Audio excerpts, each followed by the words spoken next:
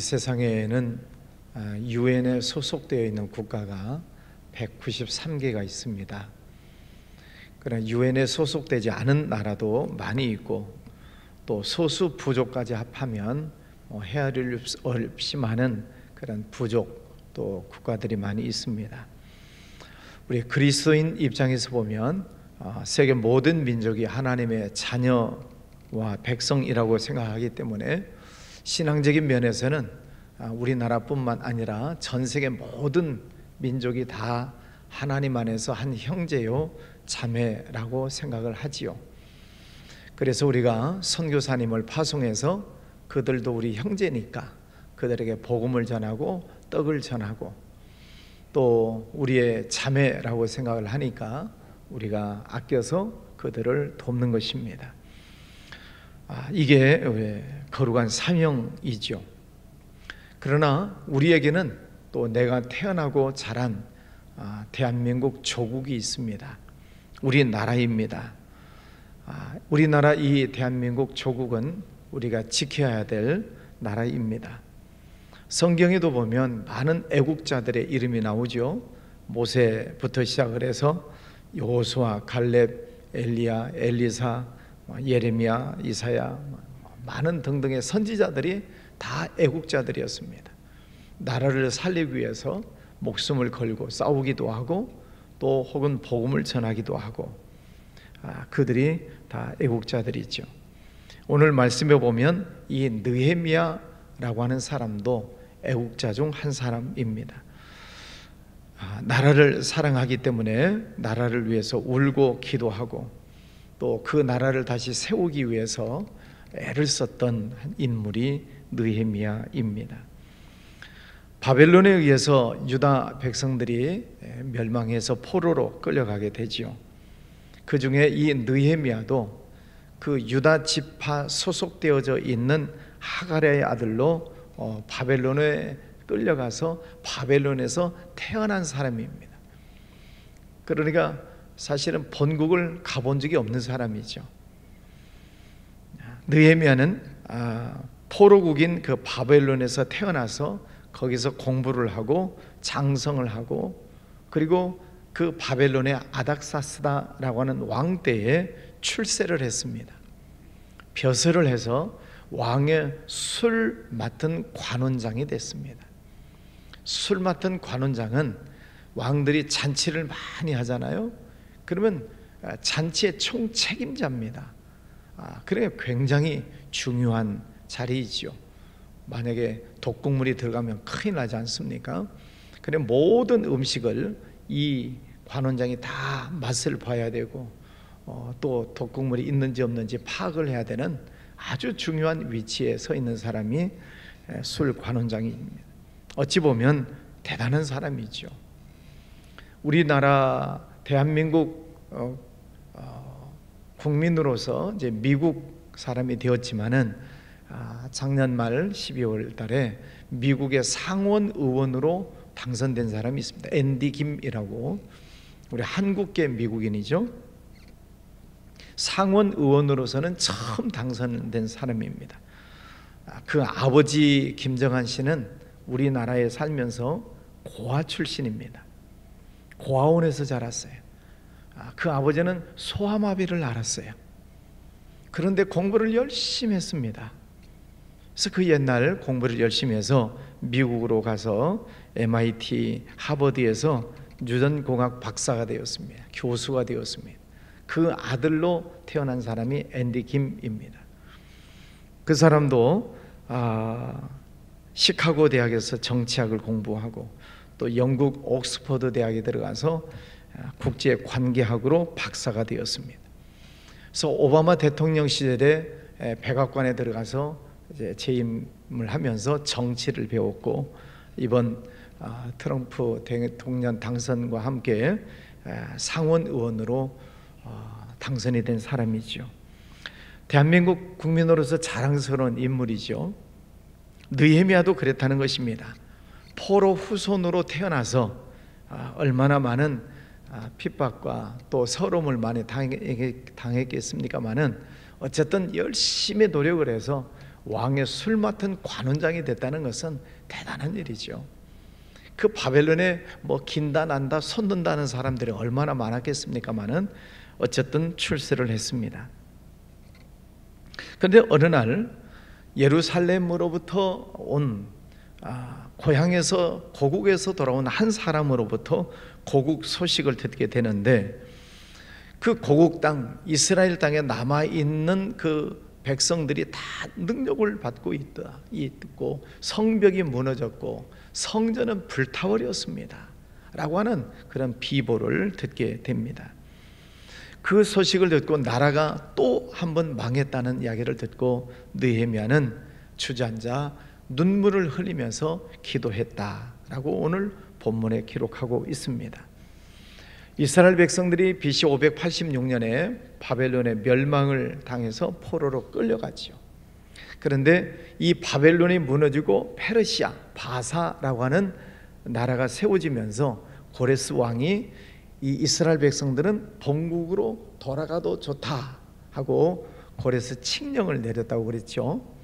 그래서 1차는 스룹바벨에 의해서, 또 2차는 에스라에 의해서, 그리고 3차는 이 느헤미야라고 하는 사람이 지도자가 되어서 포로들을 데리고 이제 본국으로 가서 성벽을 세우는 그런 일들을 하게 됩니다.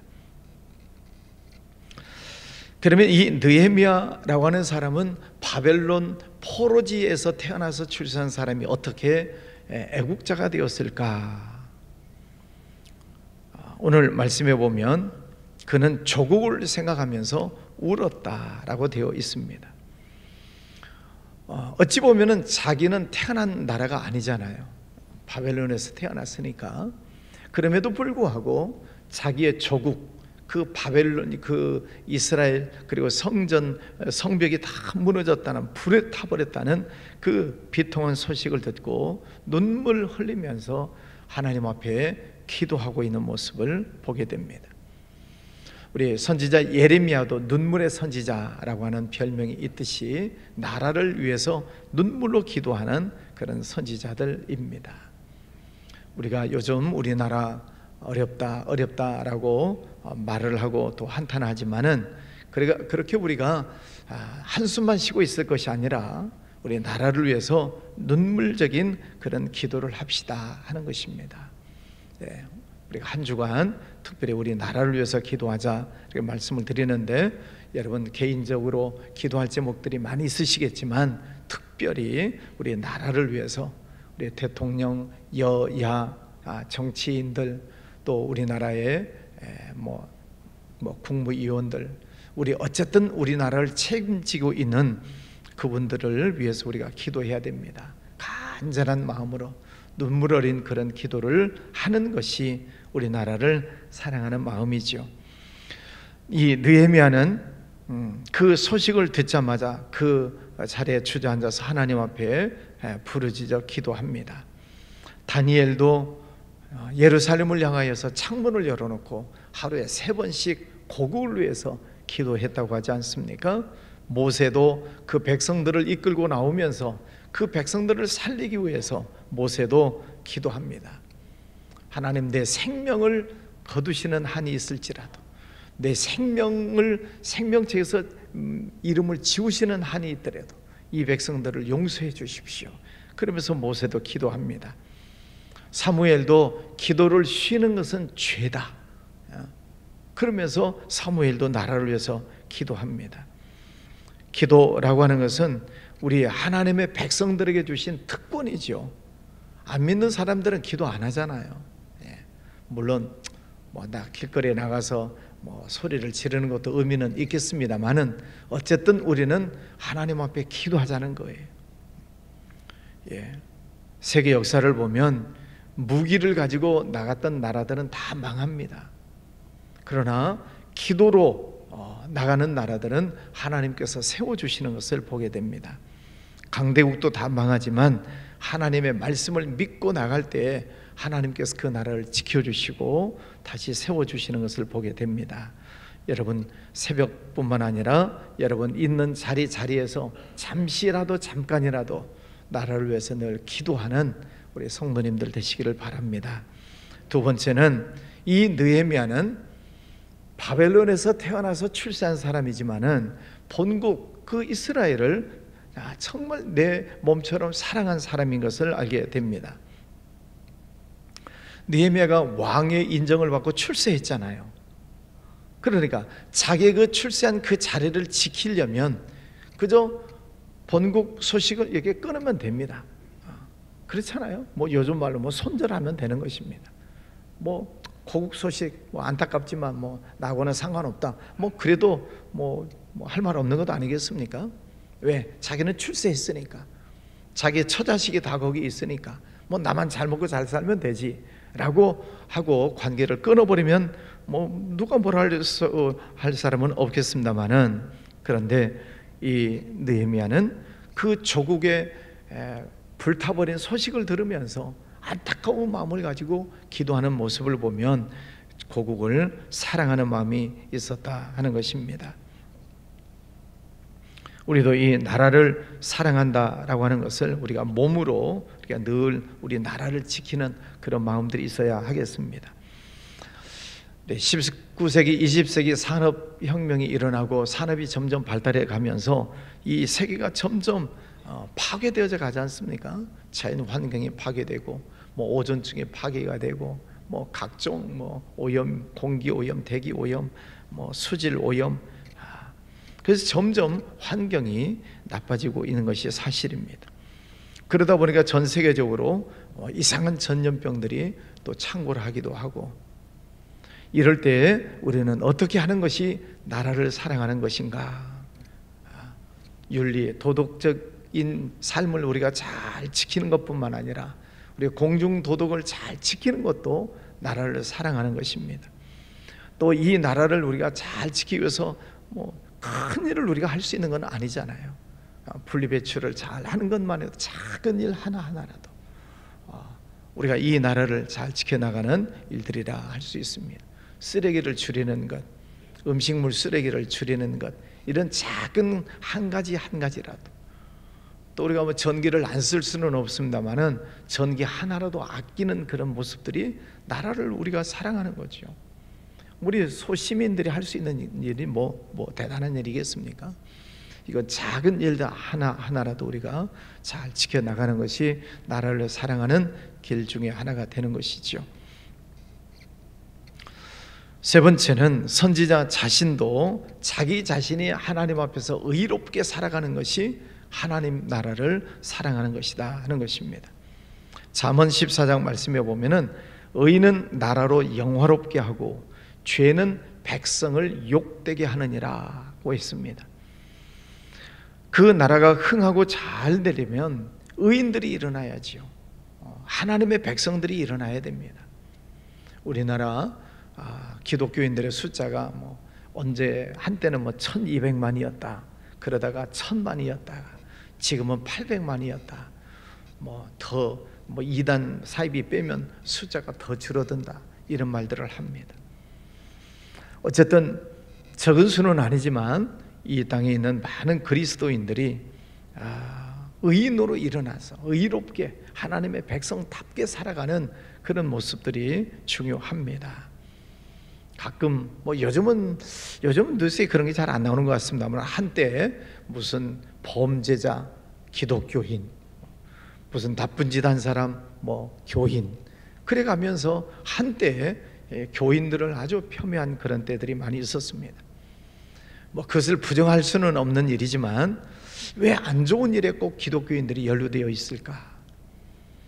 좋지 못한 사건, 거기는 꼭 기독교인이라는 그런 이름을 붙여서 기독교인들을 이렇게 힘들게 할까? 안타까운 일들이죠. 소돔과 고모라 성이 멸망하는 이유가 어디 있습니까? 의인 10명을 찾지 못해서 그 땅이 망하지 않습니까? 나 한 사람은 뭐 나 한 사람쯤이야 이런 생각이 아니라 하나님 앞에서 나 한 사람이 의롭게 살아가게 될 때 또 저 사람도 자기 자신이 의롭게 살고 또 전국에 있는 모든 성도님들이 다 하나님 앞에서 내가 의롭게 살아야 되겠다 하는 이런 마음을 가지고 800만 뭐 기독교인이라고 하는데, 있는 처소에서, 직장에서, 사업하는 곳에서 여러분의 삶의 자리에서 하나님 앞에서 정말 의롭게 살아가는 우리 기독교인들이 된다면 이 나라가 바꿔지지 않겠습니까? 바닷물이 썩지 않는 이유는 3%의 염분 때문이라고 하는데, 우리 기독교인의 숫자가 10%다, 8%다 이렇게 얘기를 하는 그 8%에 해당되는 기독교인들이 직장에서 사업장에 있는 자리에서 소금의 역할을 잘하면 우리나라가 썩지 않는다는 그런 원리 아니겠습니까? 저부터 의롭게 살려고 애를 쓰는 그런 우리 성도님들 되시면 좋겠습니다. 예레미야 5장 말씀에 보면 소돔과 고모라 성에서는 의인 10명을 찾잖아요. 그런데 예레미야 5장 말씀에 보면은 더 안타까운 장면이 나와요. 5장 1절 2절 너희는 예루살렘 거리로 빨리 왕래하며 그 넓은 거리에서 찾아보고 알라. 너희가 만일 공의를 행하며 진리를 구하는 자를 한 사람이라도 찾으면 내가 이 성을 사하리라. 소돔과 고모라 성이 10명인데 이 예레미야 시대에는 이 성에서 공의를 행하고 진리를 찾는 사람 한 사람이라도 찾으면 내가 이 성을 사하시겠다. 한 사람이라도 찾아라. 그렇게 말씀을 하십니다.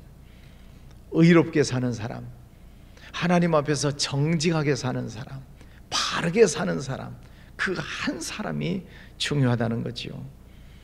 한 사람이 죄를 짓기 시작하면 그 나라는 망하는 것입니다. 노아 시대도 그러지 않습니까?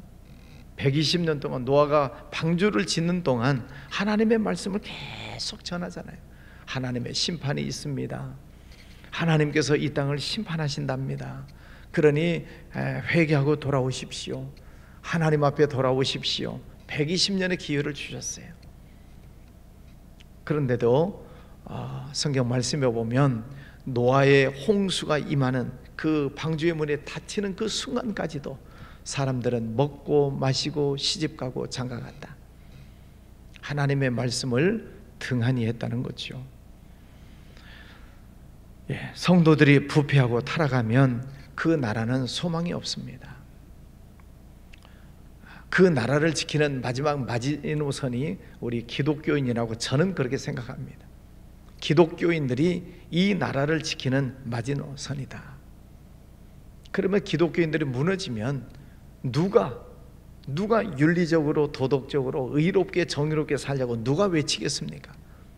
교회가 무너져 버리면 어디에서 하나님의 백성답게 삽시다, 빛을 발합시다, 소금을 발합시다, 누가 외치겠냐고요. 교회가 살아야 되고 우리 성도님들이 살아야 되고 우리 성도님들이 나 자신부터 한 사람부터 의롭게 공의롭게 정의롭게 사는 것이 나라를 사랑하는 것이다 하는 거죠. 미국이라고 하는 나라가 세워지게 되는 것은 청교도들의 신앙이다, 그렇게 다 알고 있죠. 그게 역사입니다. 영국에서 신앙의 핍박을 피해서 배를 타고 미국에 건너와서 신앙의 뿌리를 내린 사람들이 청교도 신앙입니다. 퓨리탄. 정말 신앙적으로 살려고 애를 써서 미국 땅에 건너온 사람들이죠. 그래서 미국이 건설되지 않습니까? 트럼프 대통령 당선인이 되었습니다. 미국 대통령들은 역대 대통령들이 취임식을 할 때 성경책 위에 손을 얹고 취임 선서를 한다고 하지요. 아마 1월 20일 대통령 트럼프도 취임 선서할 때 아마 성경책 위에 손을 얹고 선서를 할 것입니다. 그분이 당선되고 나서 그런 얘기를 하잖아요. 메리 크리스마스를 다시 돌려놓겠다. 오바마 대통령 8년 재임 시기에 메리 크리스마스를 사용하지 못하게 했습니다. 성탄절을 성탄절이라고 부르지 못하게 하는 거예요. 해피 홀리데이, 재미있는 휴일이다, 행복한 휴일이다. 예수님이 태어나신 그 성탄절을 모독하는 거죠. 해피 홀리데이.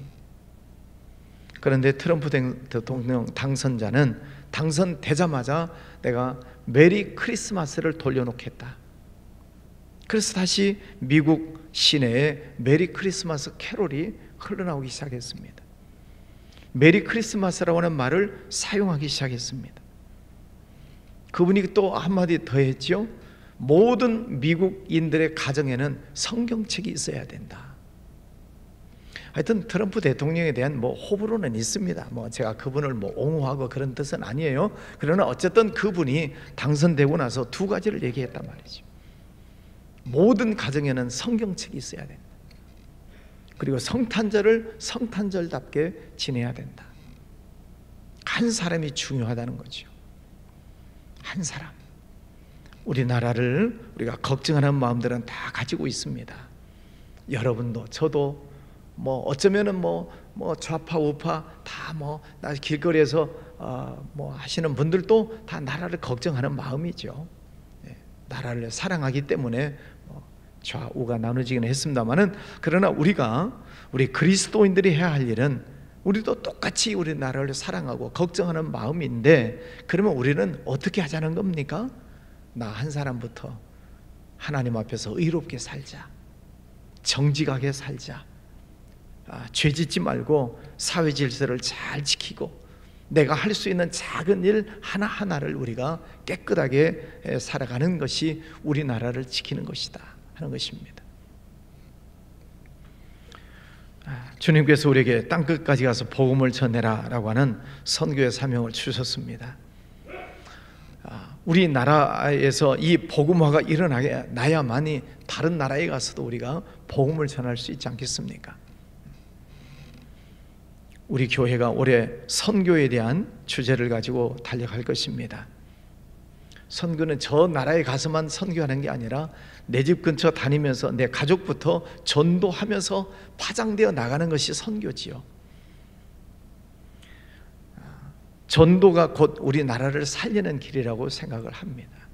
한 사람 한 사람이 하나님의 백성으로 돌아오는 것이 우리나라를 살리는 길이죠.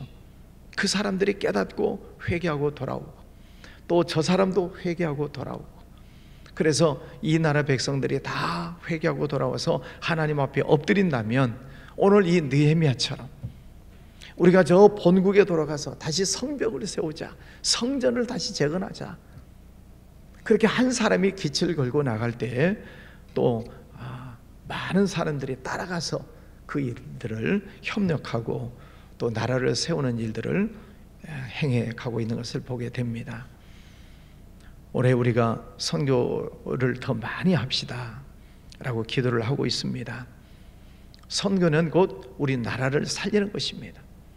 성경 말씀에 보면 우리나라 전도뿐만 아니라 선교할 때 하나님께서 기뻐하시는 일이죠. 제가 주일날도 말씀드렸지만은 하나님이 보실 때는 다 하나님의 백성들이에요. 우리는 예수 믿는 하나님의 백성, 저들은 아직 예수 안 믿는 하나님의 백성. 예수 안 믿는 하나님의 백성들을 향한 하나님의 긍휼의 마음이 더 크시지 않겠습니까? 그래서 그들에게 가서 복음을 전할 때 하나님이 보실 때 기뻐하시는 일이어서, 그래서 선교하는 사람, 선교하는 교회, 선교하는 국민을 하나님께서 축복해 주시는 거죠.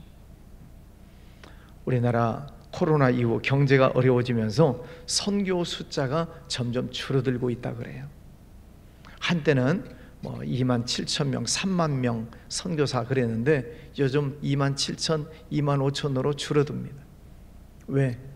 본국으로 다시 돌아오는 거예요. 먹고 살기가 힘드니까, 선교비 지원이 끊기니까 살 길이 없는 겁니다.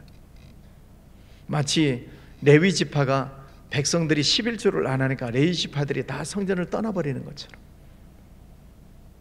그래서 우리 교회에서는 어쨌든 하나님의 은혜로 계속 선교를 더 해야 되고, 선교사님들을 더 후원해야 되고, 또 여러분들이 할 수 있으면 또 선교지에 나가서 복음을 전하는 일들에 동참하시고, 그것이 하나님께서 우리나라를 축복해 주시는 길입니다. 하나님이 축복해 주신 것을 나누는 거죠. 말씀을 정리합니다. 우리나라의 힘들고 어려운 일들을 우리가 늘 보고 느끼고 깨닫고 있습니다. 우리가 한탄만 하고 또 한숨만 쉬고 손가락질 할 것이 아니라 우리 하나님의 백성답게 우리 나라를 사랑하는 마음은 다 있는데 나 자신부터 의롭게 삽시다 하는 것입니다. 나 자신부터 우리나라를 사랑하는 마음으로 전략하고 또 분리배출, 전기 전략 등등 한 가지라도 우리가 신경을 쓰면서 살자 하는 것입니다. 또 하나는 우리가 전도하고 선교하는 것이 결국은 우리나라를 지키고 사랑하는 것이다 하는 말씀을 드렸습니다. 이제 기도할 때 여러분 우리나라를 위해서 간절한 마음으로 기도하시면 좋겠습니다. 기도하죠. 거룩하신 아버지 하나님 감사합니다. 오늘도 귀한 아침을 허락하여 주셨습니다. 새해 특별 새벽기도 기간 동안 특별히 우리 나라를 위해서 기도하자고 같이 다짐을 하고 기도합니다. 아버지 하나님, 느헤미야도 포로 생활에서 태어나고 자란 사람이지만 고국 소식을 들었을 때 눈물로 기도하고 또 왕의 제가를 받아 본국에 돌아가서 성벽을 재건하는 그 귀한 일을 했던 일들을 보게 됩니다. 아버지 하나님, 저희들이 큰 일을 할 수는 없지만 그러나 저희가 할 수 있는 일 하나님 앞에 엎드려서 간절히 기도하고 또 전도하고 또 빛과 소금의 사명을 잘 감당하는 것, 이것이 또한 중요한 애국 운동이라고 보았습니다.